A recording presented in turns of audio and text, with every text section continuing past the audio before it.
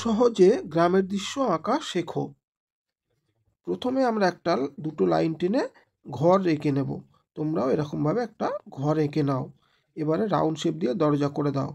এবারে ঘরের পাশে আমরা একটা দুটো লাইন দিয়ে তাল গাছ এঁকে দেব। সুন্দর করে তাল গাছ এঁকে দাও এইভাবে। এবার এখান থেকে একটা রাউন্ড শেপ দিয়ে কোনায় মিশিয়ে দাও, পাশে আর একটা রাউন্ড শেপ দিয়ে মিশিয়ে দাও। এখানে একটা নৌকা সুন্দর করে এঁকে দাও তোমরা। এবার এখানে একটা বট গাছ এঁকে দাও সুন্দর করে। আমি যেমনভাবে বট গাছ আঁকছি তোমরাও ঠিক এমন করে বট গাছ এঁকে দাও। এবারে দুটো পাথর পড়ে রয়েছে, পাথর এঁকে দাও। এবারে এখানে একটু ঘাস এঁকে দাও, এখান থেকে একটা স্ট্রেট লাইন টেনে দাও, দূরে গাছপালা এঁকে দাও। সুন্দরভাবে সিনারি হয়ে গেল। এবারে কমলা কালার অর্থাৎ অরেঞ্জ কালার নিয়ে ঘরের চালেতে ভরে দাও। ঘরের গায়েতে আমরা আকাশি কালার নিয়ে ভরে দিলাম।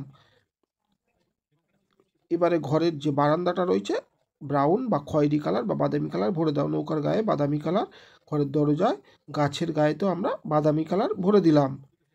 এবার তাল গাছ এতে গাঢ় সবুজ, তারপরে একটু হালকা সবুজ দিয়ে মিশিয়ে দাও। বড় গাছটাতেও আমরা গাঢ় সবুজ নিয়ে ডট ডট আকারে কিছু অংশ দিয়ে দিচ্ছি। তারপরে যে বাকি জায়গাগুলো থাকবে হালকা সবুজ দিয়ে আমরা সুন্দর করে বাকি জায়গাগুলো ভরে দেব। ভিডিও ভালো লাগলে একটা লাইক দিও। এবারে যে বাকি মাঠ জমি রয়েছে সেগুলোতে আমরা হালকা সবুজ দিয়ে সুন্দরভাবে এরকমভাবে ভরে দেব। তোমরাও এইভাবে সুন্দর করে হালকা সবুজ দিয়ে পুরো জমিটাকে ভরে দেবে। যতটা ডাঙা রয়েছে জমি দেখো আমি ভরে দিলাম।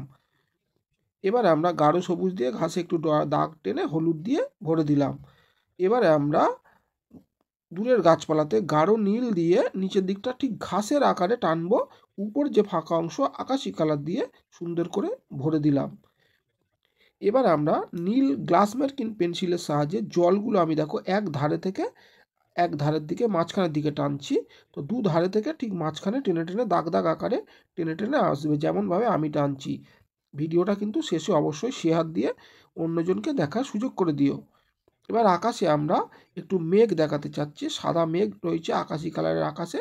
তো এইভাবে আমি যেমনভাবে মেঘটাকে ড্রয়িং করছি তোমরা এইভাবে ভরে দাও।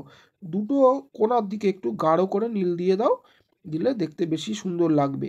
এবারে আমরা এখানে একটু অল্প করে হালকা শেড দিলাম, আর নিচের দিকে আমরা গাঢ় করব, উপরের দিকে হালকা করে মিশিয়ে দেব। তো যতটা সিনারি গাছপালা রয়েছে গাছপালার কাছে আমরা গাঢ় করব, আর উপরের দিকে ঠিক হালকা করে মিশিয়ে দেব আমি যেমনভাবে করলাম। এবারে দুটো একটা পাখি তোমরা তোমাদের মতো করে এঁকে দেবে সুন্দর করে।